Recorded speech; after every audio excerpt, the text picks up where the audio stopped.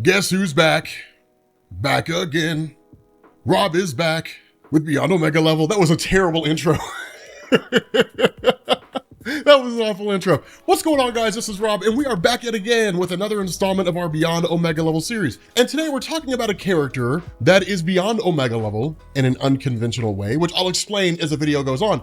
But as you can probably tell from the title of this video, we are talking about none other than Deadpool. So, Deadpool was created by Fabian, Nicieza, and Rob Liefeld, and first appeared in New Mutants issue number 98 in 1991. Now, Deadpool's real name is Wade Wilson, which is definitely not a ripoff of Slade Wilson, just like the name Deadpool is not a ripoff of DC's Deathstroke. But regardless, we don't know much at all about Deadpool's origin, as a lot of his past remains a mystery. We don't even know for sure if Wade Wilson is his real name, or just an identity he assumed after being hired to kill someone named Wade Wilson, and then taking his name after he completed the job. All we know about Deadpool is that he was a hired mercenary, and that he had contracted brain cancer, which prompted him to volunteer for an experiment conducted by the Weapons Plus program that was attempting to replicate Wolverine's healing factor. Now, the experiment succeeds in curing Wade's cancer, but it has devastating effects on his mental state and results in him becoming insane. He escapes the Weapons Plus facility and begins operating as a mercenary once more, this time calling himself Deadpool, a name he gave himself, which was basically modeled after the betting pool the Weapons Plus employees ran to determine which test subjects would die first. But getting into Deadpool's powers, his primary power is his incredibly powerful regenerative healing factor that he possesses as a result of the experiments run on him by Weapons Plus. In fact, Deadpool has arguably the strongest healing factor in the Marvel Universe. If we take Funeral for a Freak into account, he's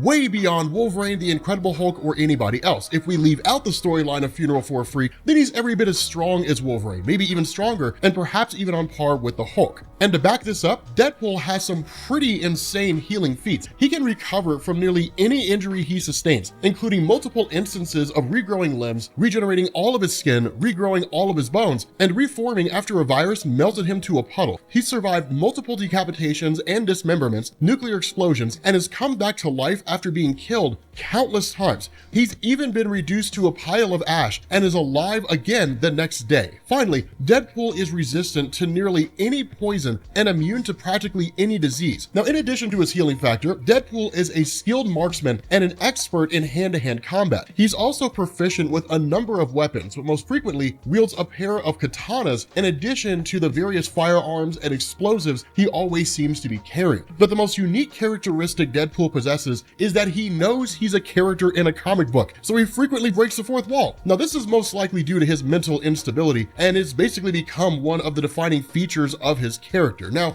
by now, I'm sure most of you are saying to yourselves, okay, yeah, that's all well and good, Rob, but is this guy really beyond Omega Level? What about Deadpool makes him beyond Omega Level? Okay, so let's shut down your argument with a quickness. So just by looking at his powers, there's nothing that leads us to say Deadpool is even near beyond Omega Level. But when we look at his feats, well, that's just a whole different story. For instance, in Deadpool Team Up number 883, Deadpool finds himself in dire need of money, largely due to buying over $25,000 worth of guinea pigs. Naturally, he tries to find a job by cold calling all the villains he can think of to see if any of them need his mercenary services. Now, all of them end up saying no, and just as it seems all hope is lost, Deadpool sees a help wanted ad in the newspaper for a position as a herald. Now, as it turns out, the one who placed the ad was, of course, Galactus, which is cool because Galactus uses Craigslist, who immediately beams Deadpool up to space and then imbues him with the power cosmic, and in that moment, Deadpool is definitively beyond Omega Level. This brings him into conflict with Galactus's former herald, the Silver Surfer, and during their battle, Deadpool literally brings an entire star down on the Silver Surfer's head. While this doesn't kill the Silver Surfer, the fact that Deadpool is able to wield stars as weapons and destroy a planet in the process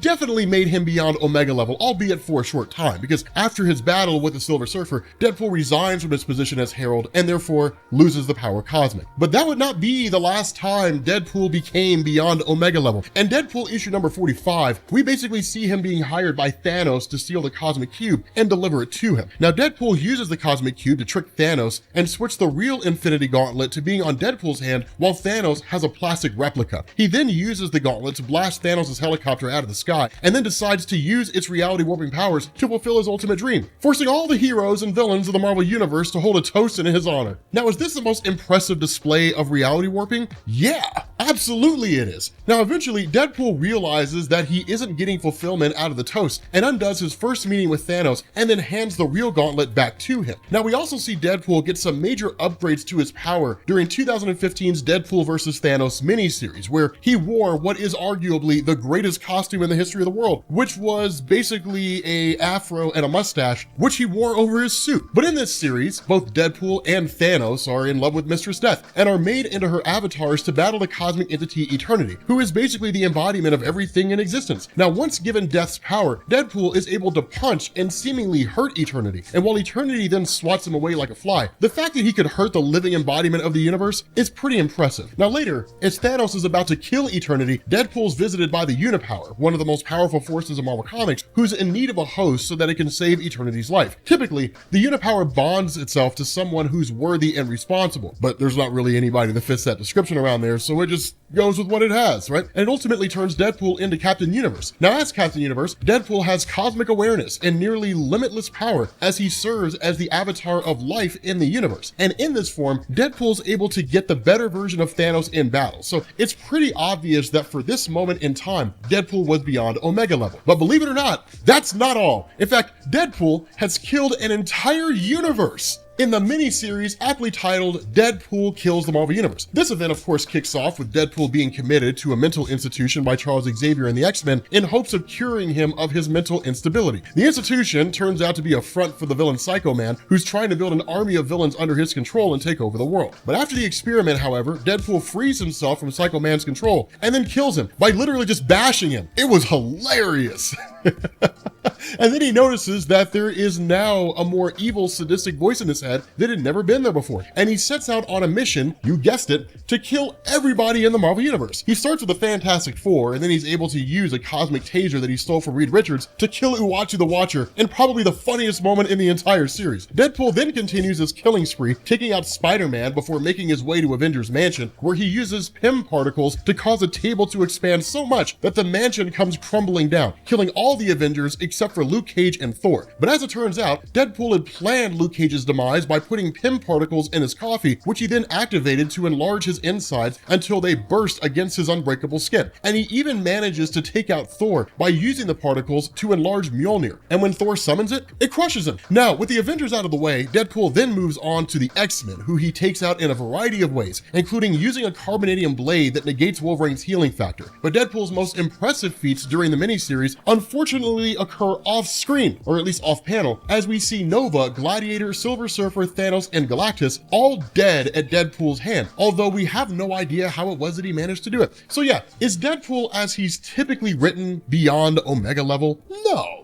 But there are certainly moments where he has been. Have all those been in continuity? Well, I mean, I guess it really depends on how you look at it, but who cares? Deadpool is a character that is known for breaking the fourth wall and being aware that he isn't real. So does continuity really matter when we're talking about Deadpool? I don't really think so. Maybe you disagree. I don't know. The only thing I do know is that I'm right. With that being said, guys, thanks for watching, and I will catch you all later.